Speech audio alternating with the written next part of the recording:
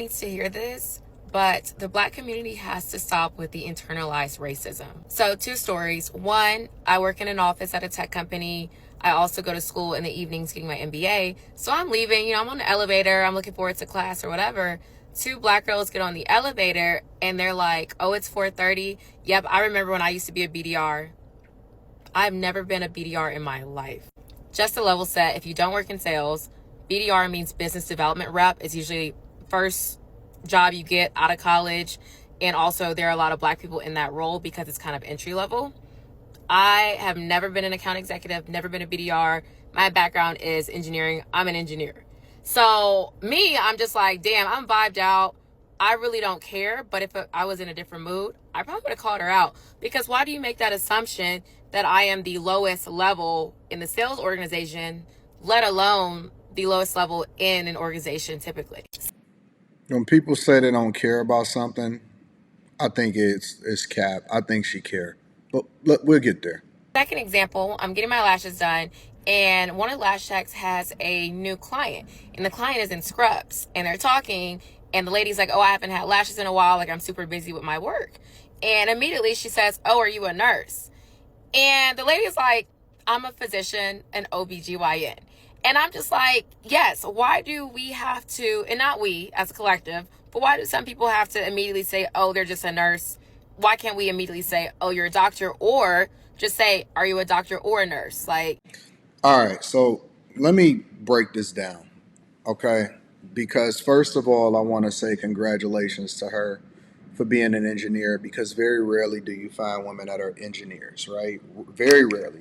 Even when I was in college and I was in software engineering, you never ever seen black people, let alone a black woman. And if you did find a black woman, it was incentivized because they had these programs that was pushing for women to get in it, like black women that code and stuff like that, right?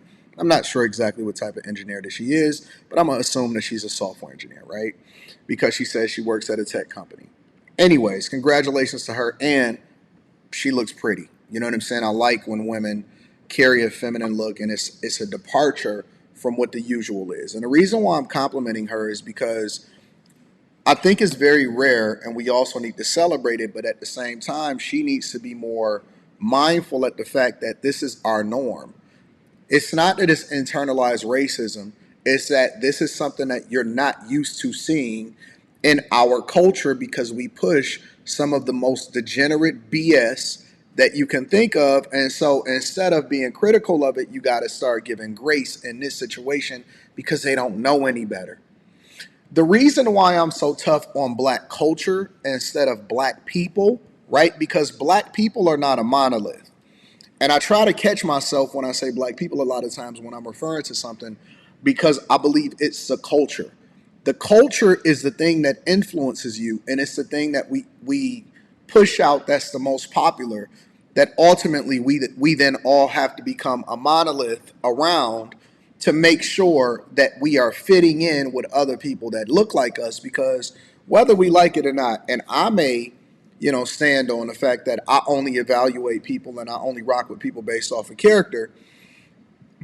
The world and the culture, more importantly, don't necessarily see us that way, and so they rock with us a little bit differently.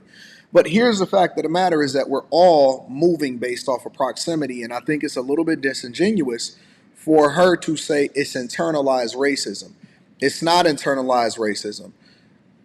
Internalized racism is hating who you are, right? It's really ignorance. Ignorance meaning that you don't know any better. You're not used to seeing people in certain positions. When I was in corporate America, and both of the last two positions that I carried before I retired both times, when I would go up to the call center floor, it was majority black people. When I would go into the executive suites, it was majority Asian, white people. Yeah, Asian and white people for the most part. And then it was me.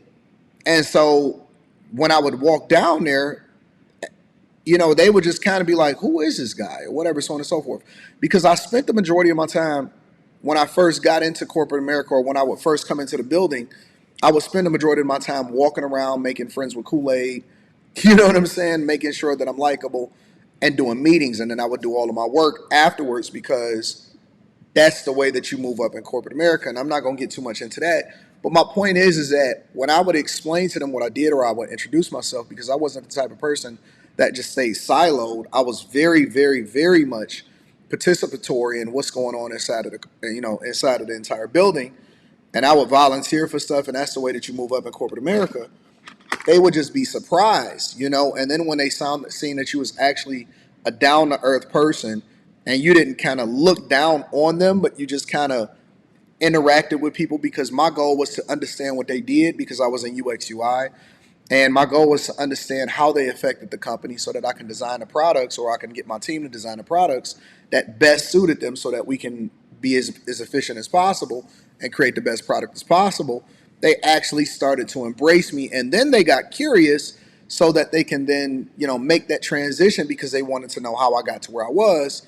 And when you provide an example, and that's the way I even live my life as an open book on the internet. When you provide an example and a pathway forward, and you remove the excuses, which is largely why I even have these conversations a lot of times, it then enables a group of people, because everybody not going, and the majority of the people is going to reject it, because they're just going to go back to what it is that they used to.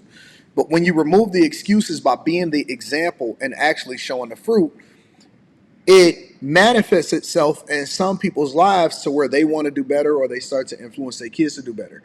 So when you see these people and they say, oh man, oh, what are you, a nurse? That's what they're used to seeing. And it's not that there's anything wrong with a nurse, but that is what is normalized, and that is what they're used to seeing. So you can't get mad at them, because it's almost like people get mad at stereotypes too, right? The stereotypes are not something that it's earned. They're created because it's real. It's something that's happened on a regular basis enough for it to be a normalized statement to be used in the community. And so you got to give grace. You know what I'm saying? You can't automatically just think that people are just being mean to you because it's some form of internalized racism. It's not.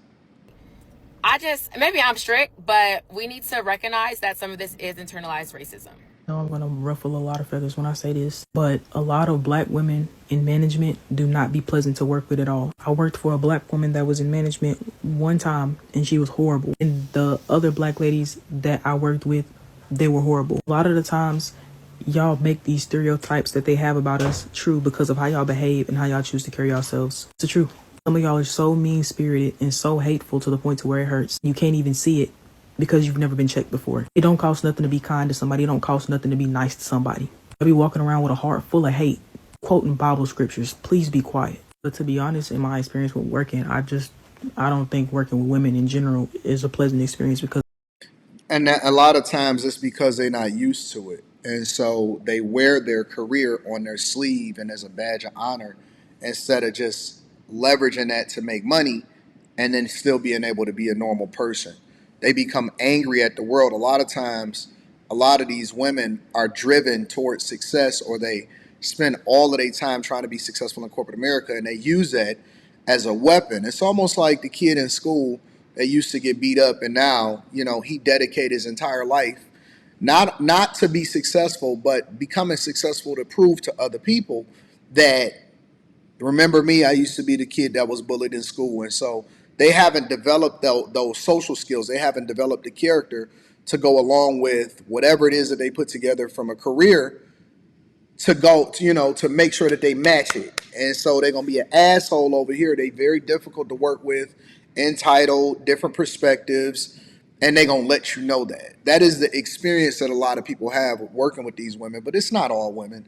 But a lot of them, most of them, have been like that. Let me know what y'all experiences are. Let me know what y'all think inside of the chat. Make sure y'all tap into the Patreon. Link is in the description.